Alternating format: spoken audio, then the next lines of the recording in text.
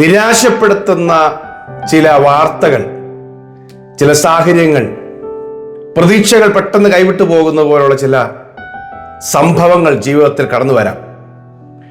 ദൈവം ഇനി എനിക്കൊരു നന്മയും ചെയ്യാൻ പോകുന്നില്ല, ഇനി ഞാനൊരു നന്മയും കാണാൻ പോകുന്നില്ല, എല്ലാം കൈവിട്ടു പോയല്ലോ എന്ന് ചിന്തിച്ച് നിരാശയുടെ തടവറയ്ക്കകത്തേക്ക് പിശാച് കയറ്റിവിടാനായിട്ട് നോക്കുമ്പോൾ കർത്താവ് അവിടുന്ന് തിരികെ പിടിച്ചുകൊണ്ട് തൻ്റെ വചനം അയച്ച് തിരികെ പിടിച്ചുകൊണ്ട് വന്ന് പറയാം, നീ ഭയപ്പെടണ്ട, യഹോവയിൽ പ്രത്യാശ വയ്ക്കുക. ദൈവമുള്ളിടത്തോളം, ജീവിക്കുന്ന ദൈവമുള്ളിടത്തോളം പ്രതീക്ഷയ്ക്ക് വകയുണ്ട്. സകല കാര്യങ്ങളെ തിരിക്കുവാൻ, മടക്കിക്കൊണ്ടുവരുവാൻ ദൈവത്തിന് അധികാരമുണ്ട്. അതൊന്ന് വിശ്വസിക്കുക. 27-ാമത്തെ സങ്കീർത്തനം അതിൻ്റെ 13-14 വാക്യങ്ങളൊന്ന് ശ്രദ്ധിച്ച് കേൾക്കണം. അവരോടുള്ള പ്രത്യേക ദൂതാണിത്. ഞാൻ ജീവനുള്ളവരുടെ ദേശത്ത് യഹോവയുടെ നന്മ കാണുമെന്ന് വിശ്വസിച്ചില്ലെങ്കിൽ കഷ്ടം. യഹോവയെങ്കിൽ പ്രത്യാശ വയ്ക്കുക, ധൈര്യപ്പെട്ടിരിക്കുക, നിന്റെ ഹൃദയം ഉറച്ചിരിക്കട്ടെ. അതെ, യഹോവയിൽ തന്നെ പ്രത്യാശ വയ്ക്കുക. ഹല്ലേലൂയ. ജീവനുള്ളവരുടെ ദേശത്ത് ഇനി നന്മ കാണുകയില്ല എന്ന് പറഞ്ഞു കഴിഞ്ഞാൽ ഇനി മരിച്ചു പോകുന്നവരുടെ കൂട്ടത്തിലാകും ഞാൻ. ഇനി എനിക്ക് ജീവിക്കാൻ പോലും കഴിയത്തില്ല, ജീവിതം വേണ്ട, മടുത്തു, ജീവിതം എനിക്കിനി വെച്ചിട്ടില്ല എന്ന് ചിന്തിക്കുന്ന രീതിയിൽ സകലതും പ്രതികൂലമാകുന്ന സാഹചര്യങ്ങളിൽ എല്ലാം കൈവിട്ടു പോയല്ലോ എന്ന് വെച്ച് ആകുലപ്പെടുമ്പോൾ പരിശുദ്ധാത്മ പറയാണ്, നീ യഹോവയിൽ പ്രത്യാശ വയ്ക്കുക. അവൻ ജീവന്റെ ബലമല്ല. 27-ാം സങ്കീർത്തനമല്ലേ നമ്മൾ പറയുന്നത്, അതിന്റെ 1-ാമത്തെ വാക്യം. യഹോവ എന്റെ ജീവന്റെ ബലം, ഞാൻ ആരെ പേടിക്കും? എന്റെ ജീവൻ ദൈവത്തിന്റെ ബലത്തിലാണ് നിൽക്കുന്നത്. ദൈവത്തിന്റെ ബലം എന്ന് പറഞ്ഞാൽ ദൈവമാണ് എന്റെ ജീവനെ താങ്ങി നിർത്തിയിരിക്കുന്നത്. അത് ദൈവം എടുത്ത് പിശാചിന്റെ കൈ കൊടുത്തിട്ടില്ല. ദാവീദിനെ കുറിച്ച് അബീഗയിൽ പറയുന്നൊരു കാര്യം ഇങ്ങനെയാണ്. ശമൂവേൽ 2-ാം പുസ്തകത്തില്, യജമാനന്റെ പ്രാണൻ യഹോവയുടെ ജീവഭാണ്ഡത്തിൽ കെട്ടപ്പെട്ടിരിക്കുന്നു. ജീവഭാണ്ഡത്തിൽ, ദൈവത്തിന്റെ ജീവന്റെ ഭാണ്ഡത്തിൽ ദൈവഭക്തന്മാരുടെ പ്രാണനെ ദൈവം കെട്ടിയിരിക്കുകയാണ്. ആ ഭാണ്ഡത്തിൽ നിന്ന് ആർക്കും എടുത്തുകൊണ്ട് പോകാൻ പറ്റുകയില്ല. ഹല്ലേലൂയ. യോബിനെ പരിശോധിക്കാനായിട്ട് സാത്താനെ ദൈവം അനുവദിക്കുന്ന കാര്യം യോബിന്റെ പുസ്തകം 1-ാം അധ്യായത്തിലുണ്ട്. എന്നാൽ അവന്റെ പ്രാണനെ തുടരുന്നു 2-ാമത്തെ അധ്യായത്തിൽ വരുമ്പോൾ തുടക്കഭാഗത്ത് അവന്റെ പ്രാണനെ മാത്രം തുടരുത്. നമ്മുടെ പ്രാണനെ തൊടാൻ ദൈവം അനുവദിക്കുകയില്ല. ഹല്ലേലൂയ. അങ്ങനത്തെ ഒരു ടെസ്റ്റ് വേണ്ട.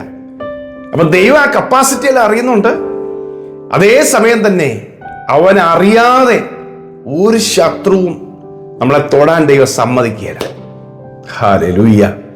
അമ്മേ, ഞാൻ ജീവനുള്ളവരുടെ ദേശത്തെ യഹോവയുടെ നന്മ കാണും. യഹോവയിൽ പ്രത്യാശ വയ്ക്കുക, ധൈര്യപ്പെട്ടിരിക്കുക, നിന്റെ ഹൃദയം ഉറച്ചിരിക്കട്ടെ. അതേ യഹോവയിൽ പ്രത്യാശ വയ്ക്കുക. നമ്മുടെ ഹൃദയം പതറിപ്പോകുന്ന, തളർന്നു പോകുന്ന ഒരുപാട് സംഭവം വരും. 61-ാം സങ്കീർത്തനത്തില് ദാവീദ് പറയുന്നുണ്ട്, എന്റെ ഹൃദയം ക്ഷീണിക്കുമ്പോൾ ഞാൻ ഭൂമിയുടെ അറ്റത്തു നിന്നെ വിളിച്ചപേക്ഷിക്കും. ഞാൻ ഒത്തിരി അകന്നുപോയി, തളർന്നുപോയി, ക്ഷീണിച്ചുപോയി, ഭൂമിയുടെ അറ്റത്ത് ഞാൻ നിൽക്കുകയാണ്. എനിക്ക് അത്യുന്നതമായ പാറയെങ്കിലേക്ക് എന്നെ നടത്തണമേ. 43-ാം സങ്കീർത്തനം 5-ാം വാക്യത്തിൽ ദൈവത്തിന്റെ ഭക്തന്മാർ പാടുകയാണ്, എന്റെ ആത്മാവെ നീ വിഷാദിച്ച് ഉള്ളിൽ ഞരങ്ങുന്നത് എന്ത്? ദൈവത്തിൽ പ്രത്യാശ വയ്ക്കുക, അവൻ എന്റെ മുഖപ്രകാശ രക്ഷയും എന്റെ ദൈവമാകുന്നു എന്നിങ്ങനെ ഞാൻ ഇനിയും അവനെ സ്തുതിക്കും. വിഷാദം നമ്മുടെ അകത്തേക്ക് കയറി വരും. വിഷാദം, ഡിപ്രഷനുകൾ, മോഹഭംഗം, ഇച്ഛാഭംഗങ്ങൾ ഉണ്ടാകും. വിഷാദിച്ചു പോകുക, മനസ്സ് തളർന്നു പോകുക, വിഷണ്ണ മനസ്സിലുണ്ടാകുക. യെശയ്യാപ്രവചനം 61-ാം അധ്യായത്തിൽ ദൈവം ഒരു പ്രോമിസ് കൊടുക്കുന്നുണ്ട്. യേശുവിനെ കുറിച്ച് പറയുകയാണ്, അവന്റെ ദൈവത്തിന്റെ ആത്മാവുണ്ട്, അവൻ ദുഃഖിതന്മാർക്ക് വെണ്ണീറിന് പകരം അലങ്കാരമാല നൽകും, വിഷണ്ണ മനസ്സിന് പകരം സ്തുതി എന്ന മേലാട നൽകും. അപ്പൊ വിഷാദിച്ച് ഇനി സന്തോഷിക്കാൻ ഒരു വകയുമില്ല, ദൈവത്തെ സ്തുതിക്കാൻ ഒരു സംഗതിയില്ലല്ലോ എന്ന് ചിന്തിച്ചിരിക്കുന്നവർക്ക് സ്തുതി എന്ന മേലാട എന്ന് പറഞ്ഞാൽ അവരുടെ നാവിൽ ദൈവത്തെ സ്തുതിക്കത്തക്ക രീതിയിൽ ദൈവം അത്ഭുതങ്ങളെ ചെയ്യും. നിങ്ങൾക്കൊന്ന് വിശ്വസിക്കാൻ പറ്റുമോ? നിങ്ങൾ ദൈവത്തെ സ്തുതിക്കത്തക്ക രീതിയിൽ ഇന്നുവരെ കാണാത്ത അത്ഭുതങ്ങൾ ദൈവം നിങ്ങൾക്ക് വേണ്ടി ചെയ്യും. രാമൻ പറഞ്ഞു, യേശുവിന്റെ നാമത്തിൽ അത് അത്ഭുതമായി സംഭവിക്കട്ടെ.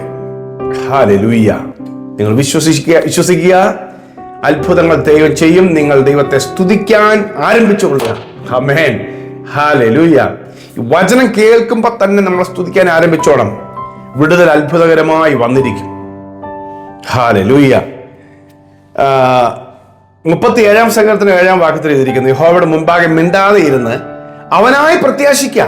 കാര്യസാധ്യം പ്രാപിക്കുന്നവനെയും ദുരുപായം ഉപയോഗിക്കുന്നവനെയും പ്രയോഗിക്കുന്നവനെയും കുറിച്ച് നീ മുഷിയരുത്. നീ യഹോവയുടെ മുമ്പാകെ മിണ്ടാതിരുന്ന് അവനായി പ്രത്യാശിക്കുക. ഹല്ലേലൂയ. കബളിപ്പിച്ചവരും കള്ളത്തരം കാണിച്ചവരും വഞ്ചിച്ചവരും ഇങ്ങനെയുള്ള കാര്യസാധ്യം പ്രാപിക്കുന്നവരും ദുരുപായം പ്രയോഗിക്കുന്നവരൊക്കെ ഉണ്ട്. അവരെക്കുറിച്ച് മുഷിഞ്ഞ് നീ നിരാശപ്പെടേണ്ട. ചിലരുടെ നിരാശ അതാണ്. കബളിപ്പിക്കപ്പെട്ടു പോയി, ഞാൻ വഞ്ചിക്കപ്പെട്ടു പോയി, ഞാൻ വീണുപോയി, ഞാൻ ട്രാപ്പിലായി. അവരെക്കുറിച്ച് നീ മുഷിയണ്ട. നീ യഹോവയുടെ മുമ്പാകെ മിണ്ടാതിരുന്ന് അവനായി പ്രത്യാശിക്കുക. ഹല്ലേലൂയ. നേരോടെ നിന്റെ കാര്യങ്ങളിൽ വ്യവഹാരങ്ങൾ നടത്തുവാൻ നീതിയോടെ പ്രവർത്തിക്കുന്ന ഒരു ദൈവമുണ്ട്. അവൻ മിണ്ടാതിരിക്കില്ല. നീ ദൈവസന്നിധി മിണ്ടാതിരുന്നാൽ മതി, ദൈവം നിനക്ക് വേണ്ടി മിണ്ടിക്കോളൂ അതിനർത്ഥം. ഹല്ലേലൂയ. ദൈവം നിനക്ക് വേണ്ടി സംസാരിച്ചോളും.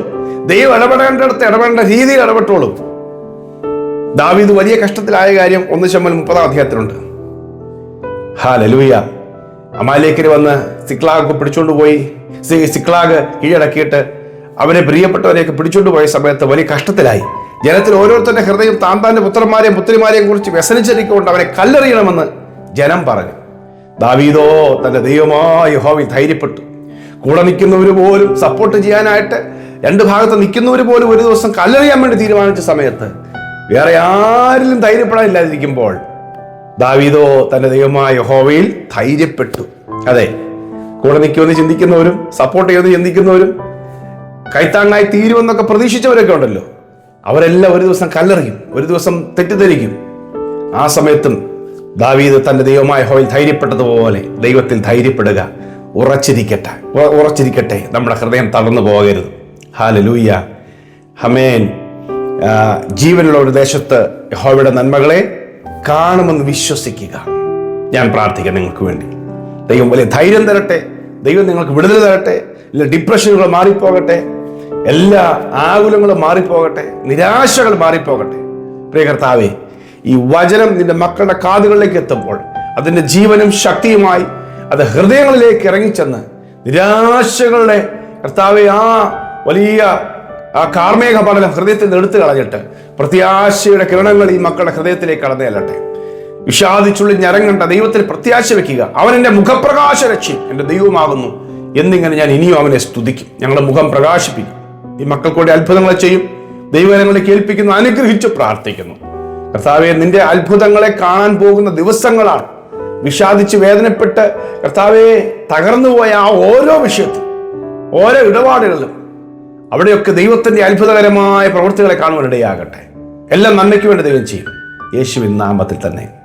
ആമേൻ, ആമേൻ, ആമേൻ. കർത്താവ് കൂടെ ഉണ്ട്. ധൈര്യമായിട്ട് മുമ്പോട്ട് പോകുക. ഈ സന്ദേശം കുറെ പേർക്ക് നിങ്ങൾ ഷെയർ ചെയ്യാം. ഈ വചനം നിങ്ങൾ വെച്ചിട്ട് പ്രാർത്ഥിക്കുക. വചനം വെറുതെ കേൾക്കുകയല്ല, ഇത് വചനം വെച്ച് തന്നെ പ്രാർത്ഥിക്കണം. ദൈവം നിങ്ങൾക്ക് വലിയ റിലീസ് തരും, വലിയ വിടുതൽ തരും. God bless you. Have A very blessed day.